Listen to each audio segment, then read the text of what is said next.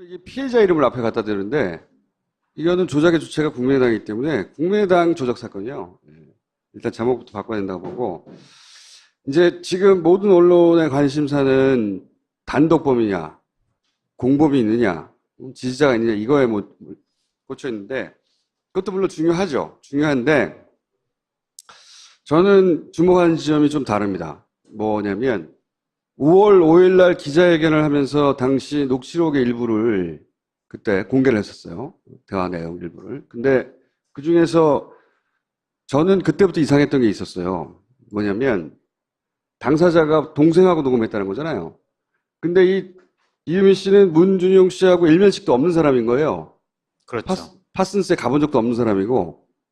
그러니까 아무것도 모르는 사람이에요. 민준용 씨에 대해서. 그쵸?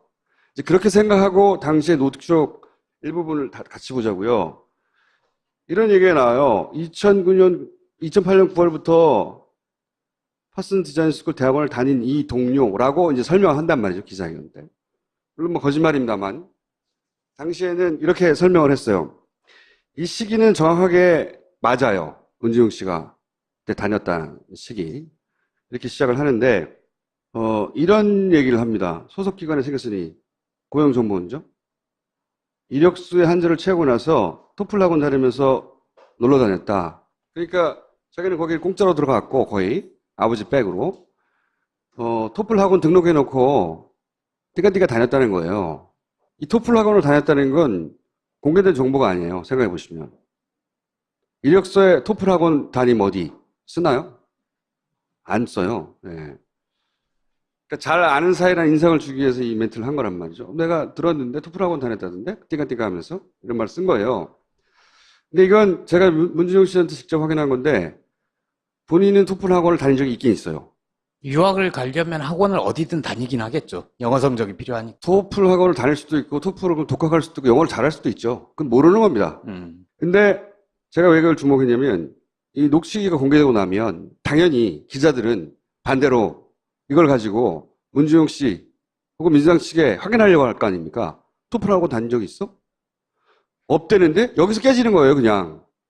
그쵸? 이거는 기자회견을 하고 바로 국내에 있는 모든 기자들이 검증을 하거나 혹은 물어본단 말이죠. 없는 사실을 말할 수 없는 거예요. 상상으로 생각해 보세요.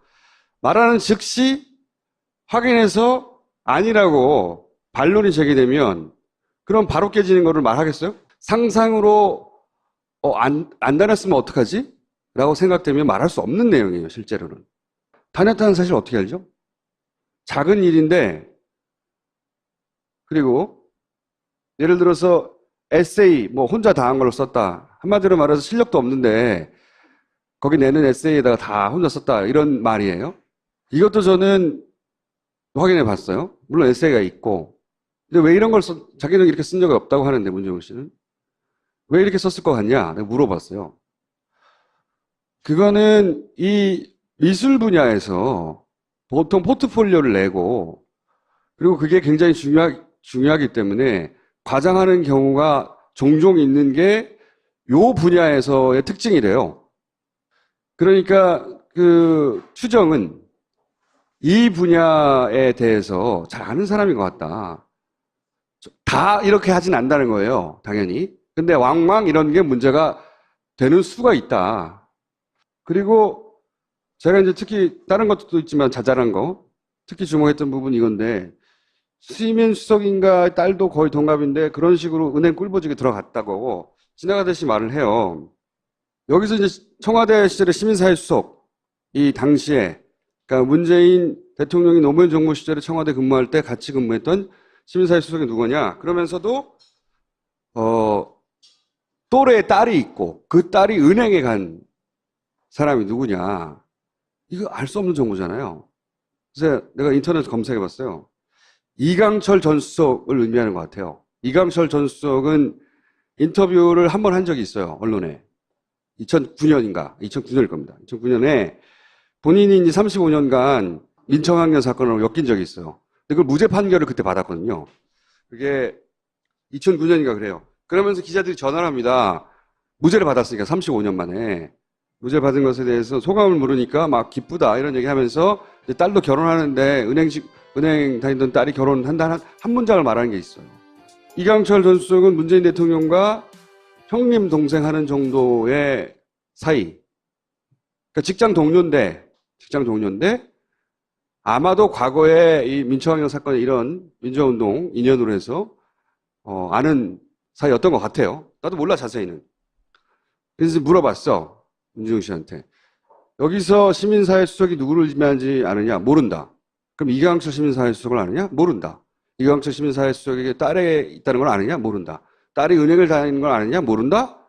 딸이 거의 또래인 걸 아느냐? 당연히 모른다. 본 적도 없고 모른다는 겁니다. 전혀. 그러니까 이런 스토리를 구성하려면 문재인 대통령과 이강철 수석이 사적인 관계가 있다는 걸 알아야 되죠. 일반인들은 몰라요. 파슨세에 다니는 모 씨가 있는데 그 모 씨의 이메일 주소를 줬기 때문에 국민의당에서는 그 이메일이 온 만큼, 이메일 주소를 알려준 만큼 실존 인물로 생각했다 이렇게 말하거든요. 그 A모 씨가 파슨스에 다닌 것 같긴 해요. 페이스북이나 이런 거 보면. 그런데 적어도 문준용 씨하고 같이 다니는 사람은 아니에요. 또 확인해 보니까.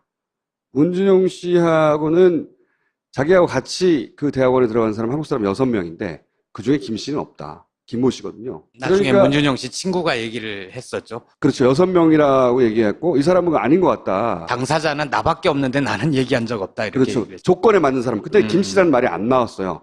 근데 김 씨라고 이제 얘기가 나왔거든요. 김 씨는 없다 그때. 그러니까 존재하지 않는, 그러니까 파슨스에 다녔는지는 모르겠으나 어떤 특정 시점에 문준용 씨하고 겹치는 부분이 없는 거예요.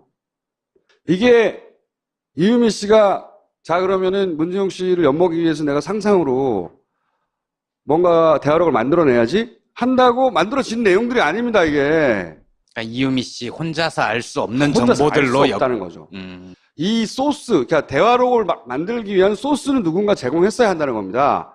그리고 그 소스는 기본적인 사실관계는 거기 정확하게 적혀 있었던 거예요. 그렇게 생각하지 않으면 안 풀리잖아. 소스를 누가 줬냐는 거죠. 원래 유력 정치인 혹은 청와대에 근무한 수석급들 되면 가족들도 사실 사찰의 대상이 됩니다. 실제. 그렇죠. 저는 이렇게 오랜 시월 지속적으로 특정 정치인이나 청와대 수석급들의 가족들 정보까지 취합하고 있으려면 이건 국정원 정도 돼야 된다는 거죠. 지난주부터 계속 국정원을 밀어요. 그렇지 않은 기관 혹은 개인이 이런 정보를 취합해가지고 그 소스로 제공할 수 있나. 뭔가 소재들이 알차게 제공됐다. 그 노무현 정부 시절의 수석들이 그런 식으로 인사청탁하여 들어갔다. 문정 혼자가 아니다. 라고 이야기를 만들면 신빙성이 더 올라갈 테니까 국정원이라고 한다면 국내 정치의 대선 기간에 직접적으로 개입한 거거든요. 만약에 이렇게 나온다면 이거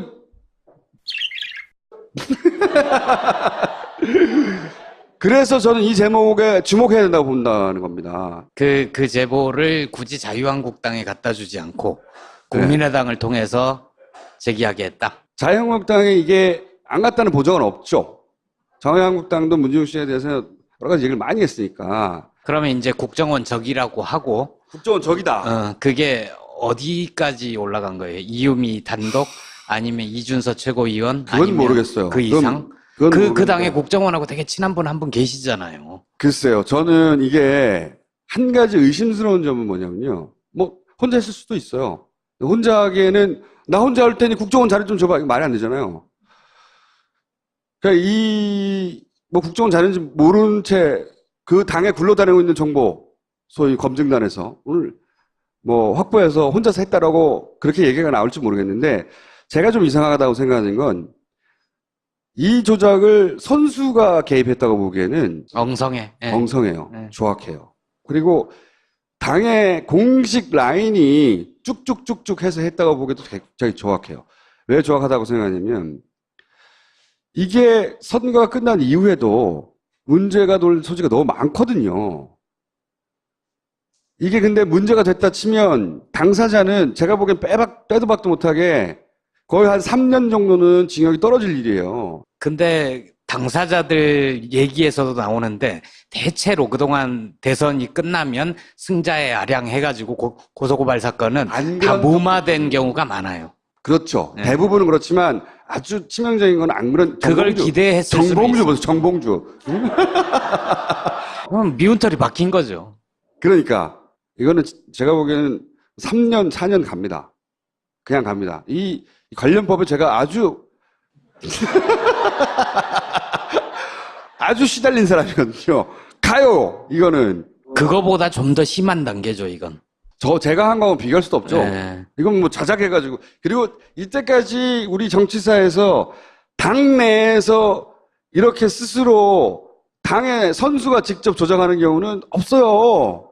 대부분 배우를 영입하거나 외부에 누군가를 끌어오거나 갑자기 뭐 폭로라고 튀어나와서 기자회견을 하거나 북한에다 총 쏴달라고 하거나 자기들이 직접 책임지지 않을 수 있는 범주를 치고 나서 근데 이거 당연히 직접이잖아. 그래서 제가 보기에는 그 국민의당의 소위 올해 선거를 치른 경험이 있는 선수들급에서 했다고 보기에는 참 너무 위험하다. 어설프고. 라는 생각 하나. 또 하나는 이 이유미 씨의 이제 히스토리를 쭉 거슬러 올라가 보면 결국은 그 안철수 전 대표가 이 정치인이 아닌 시절에 맺었던 인연이에요. 민간인 대 민간인으로. 그때 청춘 콘서트하고 전국을 돌아다니고 대학원 제자. 네, 대학원에서 이제 알게 되었고 청춘 콘서트를 한다고 하니까 교수가 아마 갔거나 혹은 뭐 도움을 요청했거나 거기서도 관계가 맺어진 거예요. 굉장히 오래된 관계입니다.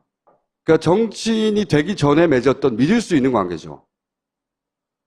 그런 관계고 그런 관계라면 이거는 완전히 추정이긴 하지만 혼자만의 그런 관계라면 그 전에 왜 언론에 잠깐 등장했던 뭐 서초동 팀, 비선 라인 이런 얘기가 잠깐 등장했었어요. 그 라인과도 연결고리가 있을 수 있다. 그러니까 비선 라인이라는 게 결국은 정치에 입문한 이후에 알던 사람, 정치인 조직이 아니라 그 전에 알던 사람과 알던 사람의 조직이거든요. 실제 가깝고 그것과 관련이 있지 않을까? 이분도 여수에서 예비 후보로 등록하고 정치인이 되려고 했던 그렇죠. 사람이에요. 그거는 이제 자기가 신뢰하는 사람이니까 정치적으로 기회를 주려고 했던 거겠죠. 근데 그걸 이제 돌파하지 못하고 본인은 예비 경선에서 예비 후보 단계에서 떨어졌지만 그걸 2번이나 시도했거든요. 그러니까 믿는 사람이라는 거죠. 믿는 사람. 네. 그래서 저는 공식 라인과 비선 라인 모두 다 소위 공범이냐 뭐 혹은 뭐 지시자가 있느냐를 따져봐야 된다. 하지만 그보다 훨씬 관심 있는 건 저는 누가 줬냐. 누가 줬냐를 아무도 안 따져서 전 누가 줬냐도 굉장히 중요하다고 생각합니다. 이거는 사실이라면 그 준 사람이 대선에 정치에 가장 큰 판에 아주 적극적으로 개입한 겁니다. 누가 직접 갖다 주지 않아도 사무실에 툭 떨어져 있거나 우편으로 왔는데 열어보고 으악? 이런 게 있어? 이럴 수도 있어요. 그런데 그런 제보를 그러니까 100개를 제보받으면 그중에 1개를 말할 수 있을까 말까예요. 왜냐하면 그럴듯한데 확인할 수가 없어. 왜? 그 사람 말뿐이거든요. 근데 이건 당사자 말도 아니잖아. 그냥 녹취록이 왔는데 이 녹취에 등장하는 사람하고 아무도 통화를 못 해봤어. 그러니까 최소한 확인을 했어야 되는데 며칠 안 남았고 야 이거 얘기된다 하고 확 지른 거죠. 그거는 국민의당에 책임을 물어야 되는 거고 지금 이 순간까지 안철수 전 후보가 아무런 얘기를 안 하고 있잖아요. 그거 뭐 모든 언론에 따지고 있으니까 저는 요 정보를 누가 줬느냐 굉장히 중요한데 누가 줬느냐 그 공작적 정보 위에 기반한 공작인 거거든요. 말 어렵다. 공작적 정보 위에 기반한 공작이라고. 그 토대해야 되는 정보 봤어요. 물론 에세이가 있고 근데 왜 이런 걸 자기는 이렇게 쓴 적이 없다고 하는데 문정우 씨는 왜 이렇게 썼을 것 같냐 내가 물어봤어요.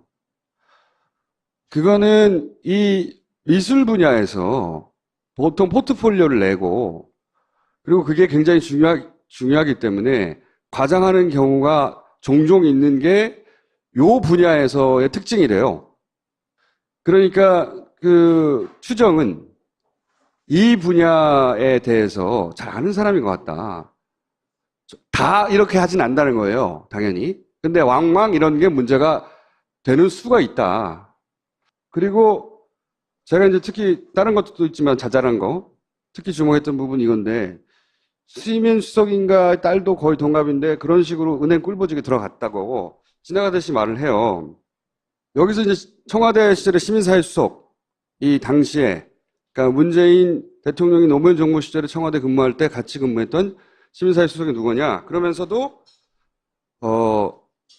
또래의 딸이 있고 그 딸이 은행에 간 사람이 누구냐?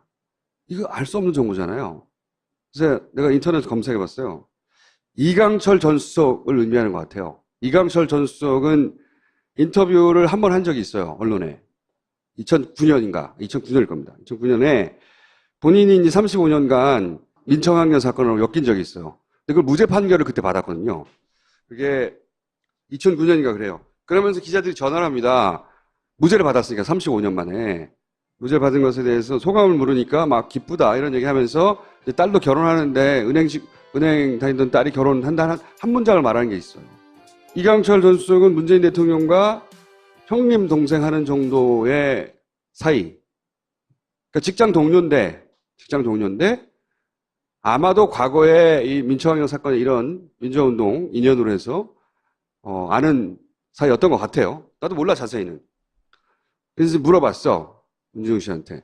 학원을 다닐 수도 있고 토플을 독학할 수도 있고 영어를 잘할 수도 있죠. 그건 모르는 겁니다. 근데 제가 왜 그걸 주목했냐면 이 녹취기가 공개되고 나면 당연히 기자들은 반대로 이걸 가지고 문준용 씨 혹은 민주당 측에 확인하려고 할 거 아닙니까? 토플하고 다닌 적이 있어? 없대는데 여기서 깨지는 거예요, 그냥. 그쵸? 이거는 기자회견을 하고 바로 국내에 있는 모든 기자들이 검증을 하거나 혹은 물어본단 말이죠. 없는 사실을 말할 수 없는 거예요. 상상으로 생각해 보세요. 말하는 즉시 확인해서 아니라고 반론이 제기되면 그럼 바로 깨지는 거를 말하겠어요? 상상으로 안 다녔으면 어떡하지? 라고 생각되면 말할 수 없는 내용이에요, 실제로는. 다녔다는 사실 어떻게 알죠? 작은 일인데, 그리고 예를 들어서 에세이 뭐 혼자 다 한 걸로 썼다. 한마디로 말해서 실력도 없는데 거기 내는 에세이에다가 다 혼자 썼다. 이런 말이에요. 이것도 저는 확인했은 디자인 스쿨 대학원을 다닌 이 동료라고 이제 설명한단 말이죠, 기자회견 때. 물론 뭐 거짓말입니다만 당시에는 이렇게 설명을 했어요. 이 시기는 정확하게 맞아요. 문준용 씨가 그때 다녔다는 시기. 이렇게 시작을 하는데 이런 얘기를 합니다. 소속기관에 생겼으니 고용정보원죠.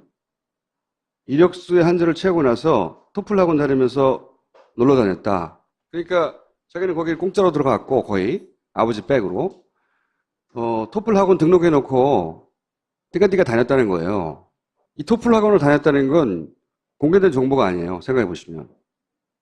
이력서에 토플 학원 담임 어디 쓰나요? 안 써요. 네.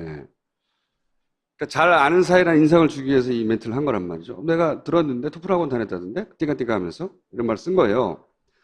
근데 이건 제가 문준용 씨한테 직접 확인한 건데 본인은 토플 학원을 다닌 적이 있긴 있어요.